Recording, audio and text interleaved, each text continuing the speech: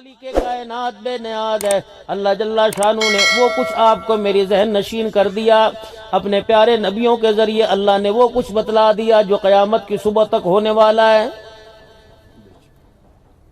فرمایا بندے ایک تیرا گھر ہے، جیسا مرضی اپنے گھر کے اندر رہیو، ایک میرا گھر ہے لیکن میرے گھر میں آنے کے آداب ہیں، میرے گھر میں آنے کے آداب کا خیال کریو۔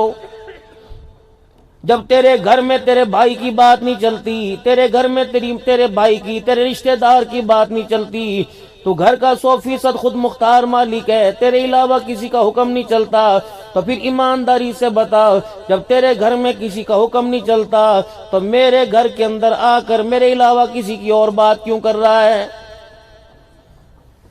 وَأَنَّ الْمَسَاجِدَ لِلَّهِ فَلَا تَدْعُوا مَعَ اللَّهِ أَحَدًا۔ مسجد اللہ کا گھر ہے، یہ عبادت بھی اللہ کی ہوگی، اللہ کے نام کے علاوہ اللہ کے گھر کے اندر خدا کسی کا نام ہی برداشت نہیں کرتا ہے۔ اور قُلْ إِن كُنتُمْ تُحِبُّونَ اللَّهَ فَاتَّبِعُونِي يُحْبِبُكُمُ اللَّهُ۔ جاؤ دریا خان والوں میں جا کے اعلان کر دو، اگر تم نے میرا قرب پانا ہے، میری معرفت پانی ہے، میری چاہت لینی ہے، میری محبت میرا پیار لینا ہے، تو مجھے میری کبریائی کی قسم ہے جب تک آمینہ کے لال محمد مصطفیٰ صلی اللہ تعالی علیہ وسلم کے قدموں میں آ کے نہیں بیٹھو گے، مالک کائنات کی طرف سے تمہارے لیے محبت کا بلاوا نہیں آئے گا۔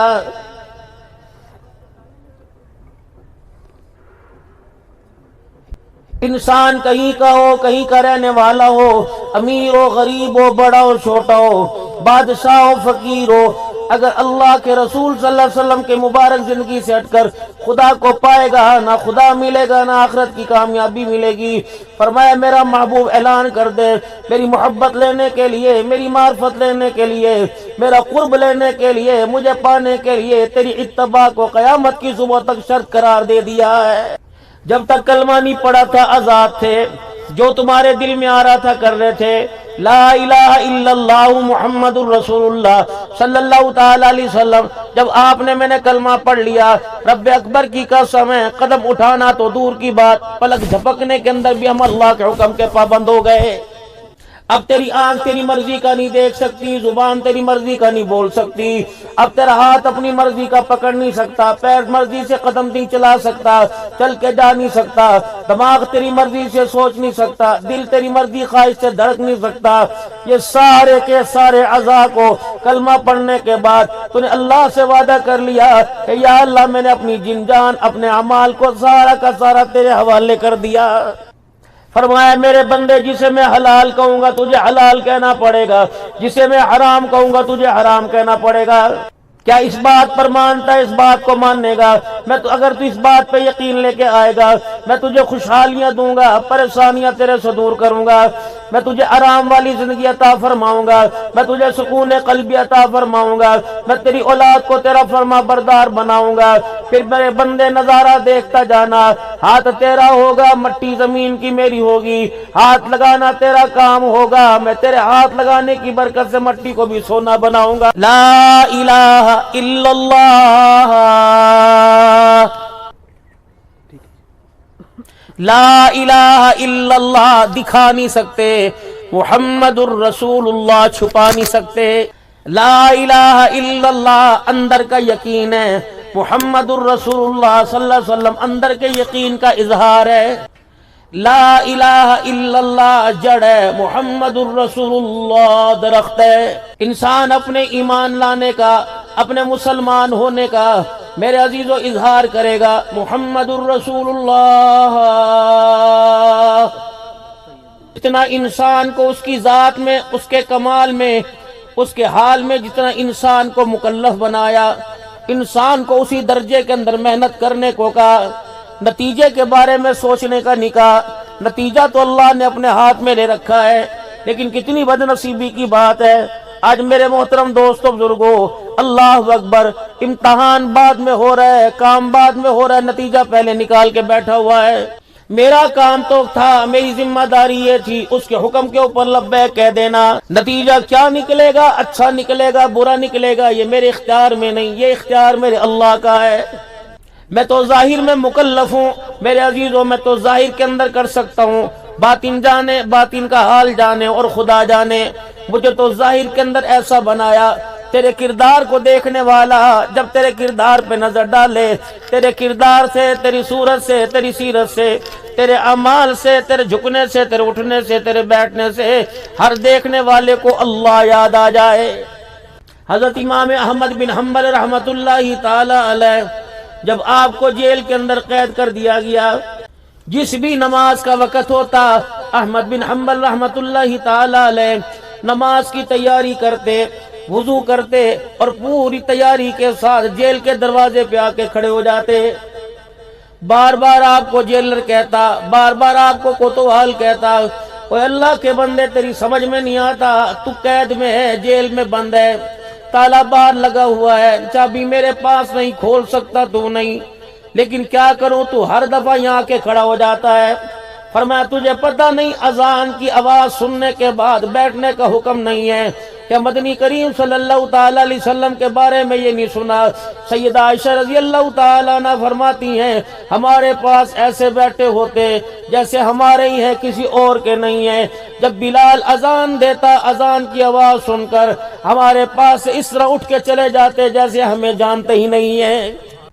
جب تک تیرے ایمان کا کردار میں اظہار نہیں ہوگا، یقین جانو آپ کے میرے ایمان کی بولی نہیں لگے گی۔ اور ایمان ہے کیا؟ فرمایا قیامت کا دن ہوگا، اللہ جل شانو میرے محترم دوستوں بزرگوں سب سے آخری جنتی کو جب جنت میں ڈالے گا جس کے دل کے اندر ذرہ برابر بھی ایمان ہوگا، نبیوں کی سفارش پر جنتی جنت میں جائیں گے، میرے عزیزو خدا کی مخلوق جنت میں جائے گی۔ شہید سفارش کریں گے، صدیق سفارش کریں گے، نیکوکار سفارش کریں گے، علماء سفارش کریں گے، قرآن کے حفاظ سفارش کریں گے، وقت کے ولی کتب ابدال سفارش کریں گے۔ پھر اس کے بعد اللہ جل شانو اپنے امر سے 3 مرتبہ جہنم سے نکال کر لوگوں کو جنت کے اندر ڈالے گا، لیکن جس کے دل کے اندر ذرہ برابر ایمان ہوا اس کا نمبر پھر بھی نہیں آئے گا۔ پھر اللہ جل شانو اپنے بندے سے کہیں گے میں تجھے جنت الفردوس میں جگہ نہ دے دوں؟ کہے گا الہ العالمین تیری مرضی۔ اللہ جل شانو جنت میں جگہ دے گا، جنت عطا فرمائے گا، پھر اللہ جل شانو اس سے بڑی اسے جنت دکھائے گا۔ پھر میرے محترم دوستوں بزرگوں بڑی جنت دیکھ کے کہے گا اللہ اگر یہ مل جاتی، اللہ فرمائیں گے جو تیرا ایمان ایک رائی کے دانے کے برابر تھا، جس جنت کے اندر تجھے داخل کیا، تیرے ایمان کی بنیاد پر یہ جنت نہیں، اس سے اگلا جہان ہے۔ پھر اگلی جنت میں جائے گا، پھر اگلی جنت میں جائے گا، پھر اگلی جنت میں جائے گا، یعنی جنت کے درجوں میں جاتا جائے گا۔ اللہ جل شانو فرمائیں گے کیا بات ہے، جہاں کھڑا ہو تو اگلی دکھاتا ہوں، کہتا یہاں بیچ دے، یہاں بیچ دے۔ پھر میں تیرے ایمان کی آج قیمت نہ لگاؤں، تیرے ایمان کی بولی نہ لگاؤں، جس ایمان کو صبح تو دریا خان کے بازاروں میں جا کے بیچ کے آئے گا، جس ایمان کا سودا سبزی ترکاری کے اوپر کر کے آئے گا، گوشت دال گھیا سبزی کے اوپر کر کے آئے گا، جتنے بازار ہیں صبح جا کے دیکھ لینا، یقین جانو تمہیں آوازیں لگا لگا کر بسم اللہ پڑھ پڑھ کے بتاؤ، ایمانداری کی بات ہے، سب کی بات نہیں کرتا، کتنے دھوکہ دیں گے۔ کسی نے اللہ کے کلام کو سامنے لگا رکھا ہوگا، کسی نے درود شریف سامنے لگا رکھا ہوگا، کسی نے اپنے ساتھ حافظ اور مدینہ مارکیٹ لگا رکھا ہوگا، کسی نے مکہ کلات مکہ جنت سٹور لگا رکھا ہوگا، مکہ جنت سٹور لکھا ہوا، مدینہ جنت سٹور لکھا ہوا، اندر گھس کے دیکھ لو خدا کی قسم سارا مدینے مکے کے مخالف نظر آ رہا ہے۔ فروٹ دینے والا بھی خدا سے نہیں ڈرتا، خریدنے والا بھی اللہ سے نہیں ڈرتا، سبزی بیچنے والا بھی اللہ سے نہیں ڈرتا، کسی کے دل کے اندر اللہ کا خوف نہیں۔ دکاندار کی دکان کے اوپر سودا لینے کے لیے آیا، اس نے سودا کچھ اور دکھایا، دے کچھ اور دیا، اس نے قسمیں اٹھا اٹھا کے کہا تھا نہیں یار یہ کھرا مال ہے، ایسا مال تجھے دریا خان میں مل گیا تو میرے پاس لے آنا، پیسے واپس کر دوں گا۔ اتنے اپنے ایمان اور بھروسے کے اوپر سودا دیا، لیکن پھر بھی تھیلی کے اندر دانے ڈالتا ہوا، پھل سبزی کے دانے ڈالتا ہوا 2 نمبری کر گیا۔ یہ تو سودا لے کے چلا جائے گا۔ عرش عظیم سے پیغام آیا، اس ریڈی والے کے لیے، اس دکان والے کے لیے، اس پھیری والے کے لیے پیغام آیا، لم یزل فی غضب اللہ اور میری مخلوق کو دھوکہ دینے والے، جو تو نے تھیلی میں ڈالا میری مخلوق نے نہیں دیکھا، میں نے دیکھ لیا ہے، لم یزل فی غضب اللہ، تو نے میری مخلوق کو دھوکہ دیا۔ میں اللہ کہہ رہا ہوں جب تک تجھے موت نہیں آئے گی تو اللہ کے غضب میں رہے گا، خدا کی ناراضگی میں، اللہ کی لعنت میں رہے گا، تو نے میری مخلوق کو دھوکہ دیا۔ اللہ جل شانہ تو امن اور حفاظت، اللہ سکون تو ایمانداری کے اندر دے رہا ہے، یا بے ایمانی پر تویز لیے جا رہے ہیں؟ مولوی صاحب ایسا تویز لکھ کے دو کہ بس بلے بلے ہو جائے، مولوی صاحب ایسا تویز لکھ کے دو کہ بس اللہ اکبر راتوں رات میں کروڑ پتی بن جاؤں۔ کوئی مولوی صاحب چہرہ دیکھ کے نہیں کہہ رہا، پہلے اپنے مرض کے مطابق علاج کرا، تویز کا پھر اثر ہوگا۔ محترم دوستو بزرگوں، سر میں درد ہو، پیٹ کے درد کی دوائی کھانے سے سر کا درد اور بڑھے گا اور بیماریاں پیدا ہو جائیں گی۔ یقین جانو ہمارے اندر بیماری دیانتداری کی، دیانتداری ختم ہو گئی، بے ایمانی۔ میرے عزیزو معاف کرنا، آپ تو بہت معتبر لوگ ہو، بہت عزت والے لوگ ہو، لیکن میرے عزیزو جس بازاروں میں، جس شہروں میں آپ میں گھومتے ہیں، میں بھی انہی بازاروں کے اندر گھومتا ہوں، ایمانداری سے بتا، کہیں دیانت نظر آئے گی، کہیں ایمانداری نظر آئے گی، کہیں میرے عزیزو اپنائیت نظر آئے گی، کہیں محبت نظر آئے گی؟ اسلام کا نام لے لے کر میرے محترم دوستوں بزرگوں ایسا بغل میں چھرا دبا رکھا ہے کہ پھیرنے میں، ذبح کرنے میں دیر نہیں کرتے۔ خود مدنی کریم صلی اللہ تعالی علیہ وسلم مدینے کے بازار میں روزانہ چکر لگایا کرتے، ظہر کی نماز کے بعد آپ مدینے کے بازار کا چکر لگایا کرتے، اور بعض جگہ کھجوروں کے ڈھیر میں یوں کر کے ہاتھ مارا کرتے، جو بھی جنس ہوتی ہاتھ مارا کرتے، اور فرمایا کرتے نیچے گلا مال تو نہیں رکھ رکھا، خدا کی مخلوق کو دھوکہ تو نہیں دے رکھا، اپنے پیمانے کا پورا پورا وزن کرو، تمہیں پتہ نہیں لگتا چھٹاک آدھی چھٹاک پیمانہ اوپر نیچے ہو جائے۔ انسان کی نمازیں، انسان کی نیکیاں، انسان کے روزے، انسان کے حج کا خدا پاک کی قسم ناپ میں کم تولنے کے اندر پتہ ہی نہیں لگتا ہے، اسے یہ نہیں پتہ لگتا کہ ایک چھٹاک کے پیچھے میں کلمہ پڑھنے والا حضور کو امتی اپنی کتنی نیکیوں کو ضائع کر رہا ہے۔ مشتبہ مال سے، حرام مال سے، 2 نمبر مال سے اپنی اولاد کو پرے رکھنا۔ زہر 2 قسم کے ہیں، ایک جانور کے ڈسنے کا زہر ہے، ایک حرام مال کے ڈسنے کا زہر ہے۔ جانور ڈسے گا، اس کا زہر جسم میں پھیلے گا، انسان جان سے چلا جائے گا۔ حرام مال کا لقمہ اندر چلا گیا، یہ اندر روح اور دل کو، ایمان کو ڈسے گا، خدا کی قسم انسان ایمان سے چلا جائے گا۔ اور یاد رکھو جان نکل گئی، اللہ دوبارہ واپس لوٹائے گا۔ اگر ایمان زندگی سے نکل گیا، قیامت کی صبح کے بعد بھی ایمان واپس نہیں آئے گا۔ نہ 5 وقت کی نماز کے سجدے سے ہمارے ایمان کی جڑیں مضبوط ہوگی، اور رزق حلال کی برکت سے نماز کے سجدوں کے اندر مضبوطی آئے گی۔ ہاتھ اٹھا کر دعا کرتے ہیں، دعا قبول نہیں ہوتی، سجدے میں جا کے سبحان اللہ کہتے ہیں، سجدے میں لذت نہیں آتی۔ قیام میں کھڑے ہوتے ہیں، کھڑے ہونے کو دل نہیں کرتا۔ فرمایا بندے تو میرے آگے کیسے کھڑے ہو سکتا ہے؟ تیرے لباس کے اندر، تیرے کردار کے اندر، تیری خوراک، تیرے دسترخوان کے اندر حرام کی بدبو آ رہی ہے۔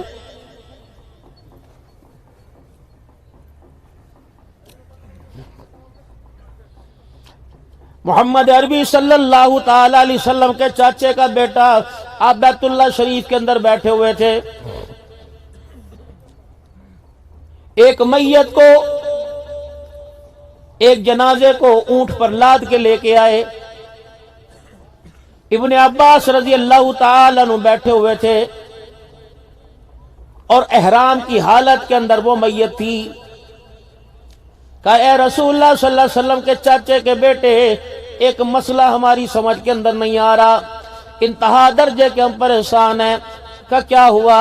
فرمایا یہ ہمارے گاؤں سے حج کا قافلہ چلا تھا، راستے میں اس حاجی صاحب کو احرام کی حالت میں موت آ گئی، ہم نے اس کے غسل کفن دفن کا انتظام کیا، 3 مرتبہ نہیں کئی مرتبہ، اس کی تدفین کے لیے قبر کی کھدائی کی، جیسے قبر کی مٹی ہٹاتے ہیں، گڑھا کھودتے ہیں، اتنا بڑا کالے رنگ کا سانپ قبر کے اندر آ کے بیٹھ جاتا ہے۔ ہم قبریں کھود کھود کے تھک گئے، گڑھے کھود کھود کے تھک گئے، پتہ نہیں ہے سانپ کہاں سے قبر کے اندر آ جاتا ہے۔ آپ نے تھوڑی دیر میرے عزیزو خاموشی اختیار کی، فرمایا بس اب اللہ کا نام لو، اب نئی قبر کی کھدائی کرو یا قبر گڑا کھودو، سانپ آئے بچھو آئے اللہ کا نام لے کے سے دفنا دو۔ حضرت جی کوئی گناہ، زانی تھا، شرابی تھا، چوری کرتا تھا، جھوٹ بولتا تھا، فرمایا یہ بات اس کی بیوی سے جا کے پوچھ کے آنا۔ تدفین ہو گئی، حج کا زمانہ ختم ہو گیا، قافلے بیت اللہ شریف سے مکہ سے واپس چلے گئے، ہر ایک کا حاجی اپنے گھر گیا، استقبال ہوا، لوگوں نے ویلکم خوش آمدید کہا۔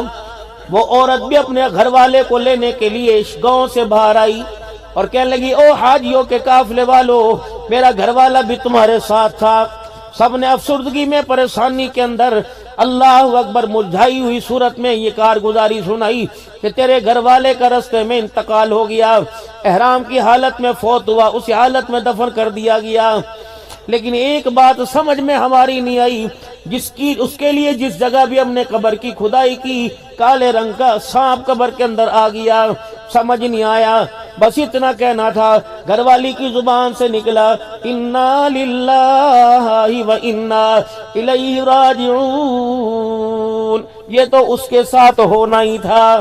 میں اس کے آگے ہاتھ جوڑا کرتی، اس کی منت کیا کرتی، اس کے ترلے کیا کرتی کہ خدا کی مخلوق کو دھوکہ نہ دے، وہ دنیا کے لالچ میں باز نہ آیا۔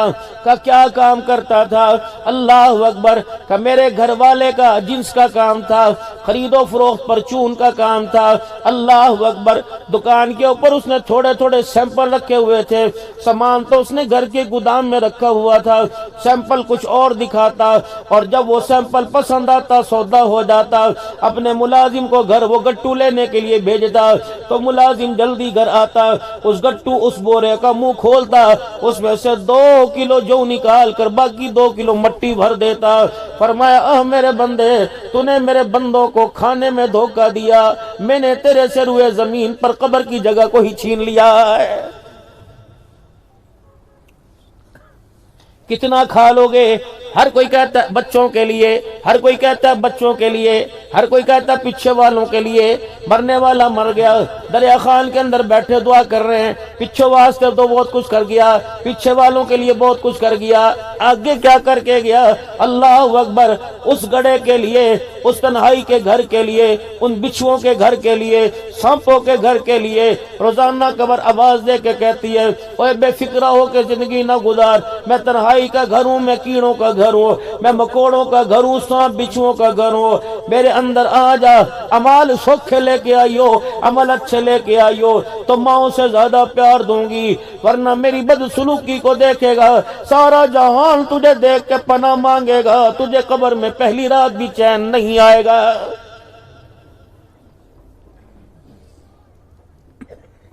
ماں سے زیادہ پیار کرنے والا، باپ سے زیادہ مشفق نبی، دوستوں سے زیادہ پیار کرنے والا، دشمنوں کو بھی معاف کرنے والا پیارا نبی صلی اللہ تعالی علیہ وسلم قبر کی ہولناک کی بتاتے بتاتے رونے لگے۔ فرمایا بعض مرتبہ تو قبر اپنے مرنے والے کو، اپنے میں دفن ہونے والے کو اس طرح بھیجتی ہے۔ آپ صلی اللہ علیہ وسلم نے یہ اپنے دونوں ہاتھوں کی انگلیاں یوں ہاتھوں میں ملا لی، فرمایا جیسے یہ انگلیاں آپس میں ایک دوسرے میں گھس گئی، ایسے انسان کی پسلیاں ایک دوسرے کے اندر گھس جاتی ہیں۔ میرے محترم دوستو بزرگوں، قبر کا پہلا سوال ہے من ربو کا، بتا تیرا رب کون ہے؟ ایمانداری سے بتاؤ، یہ سبق بچوں کو کس نے یاد کرایا؟ بیوی کو کس نے یاد کرایا؟ بھائی کو کس نے یاد کرایا؟ نہیں یقین آتا دریا خان والو، جاؤ اپنے گھر کے اندر جا کے پوچھ لینا۔ بعض میری بچیاں قابل رحم اتنی ہیں، میں انہیں بد نصیب نہیں کہوں گا بلکہ قصور تمہارا ہے۔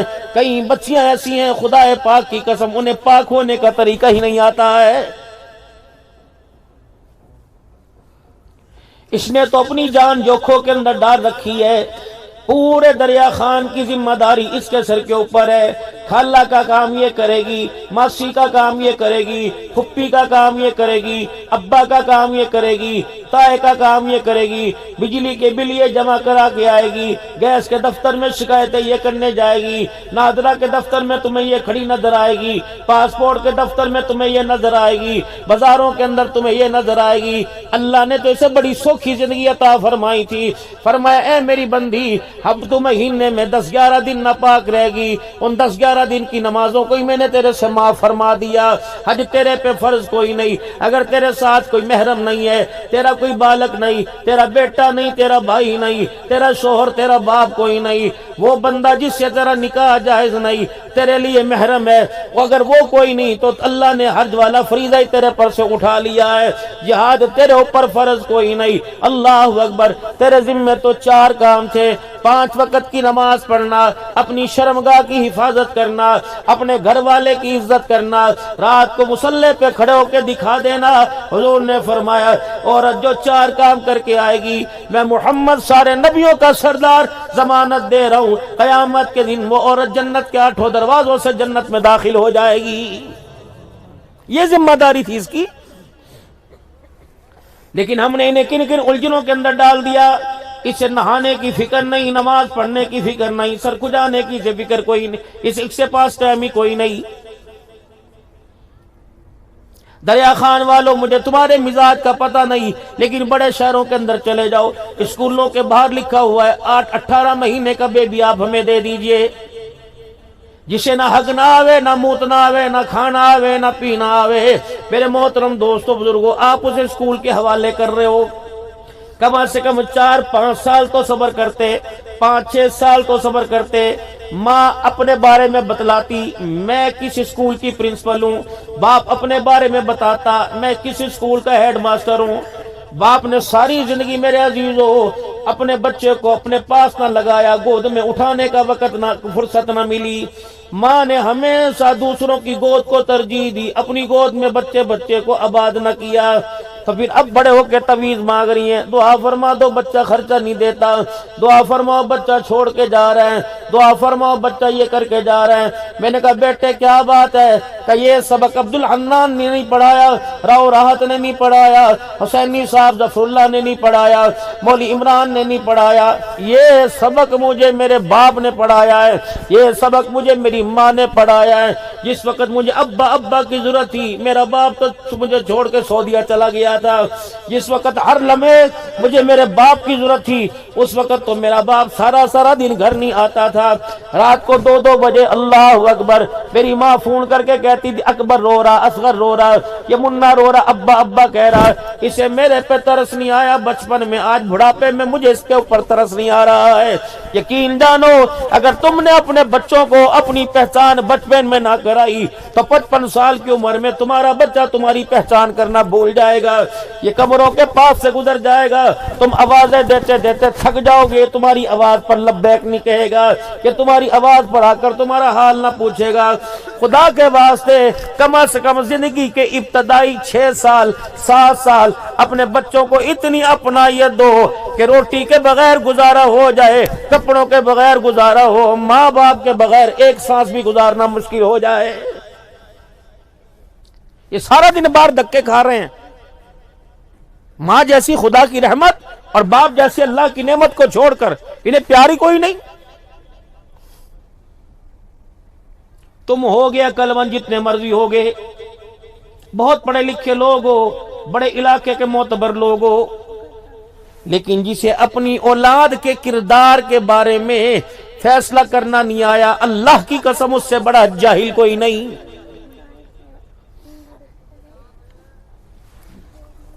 اولاد کے لباس کی ذمہ داری ماں باپ کی، خوراک کی ذمہ داری ماں باپ کی، ماحول کی ذمہ داری ماں باپ کی۔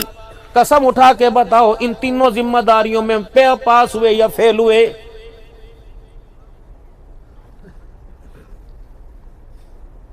کتنا سادہ آج سے 20 سال پہلے دریا خان کا ماحول تھا، اب بھی ہے،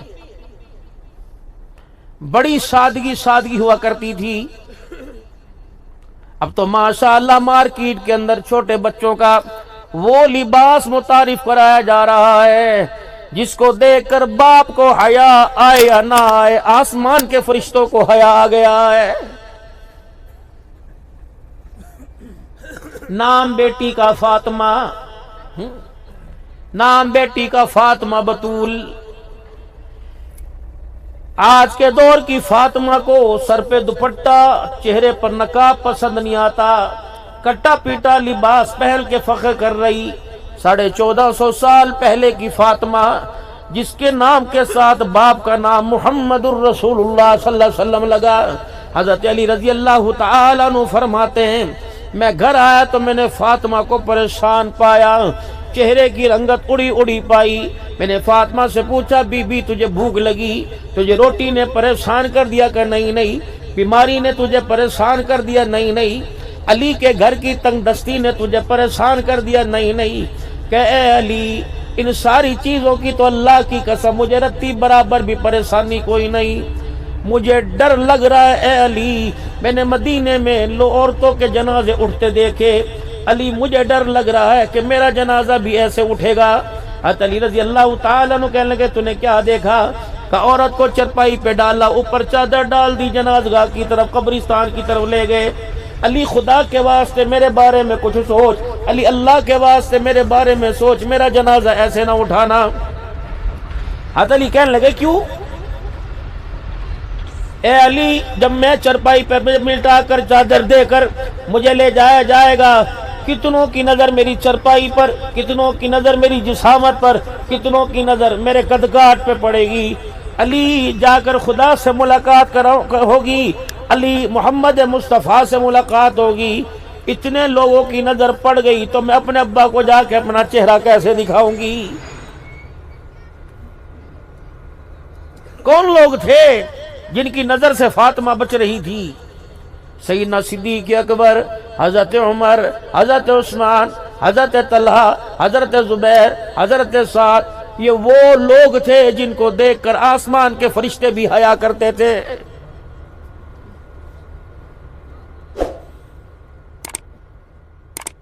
خدا پاک کی قسم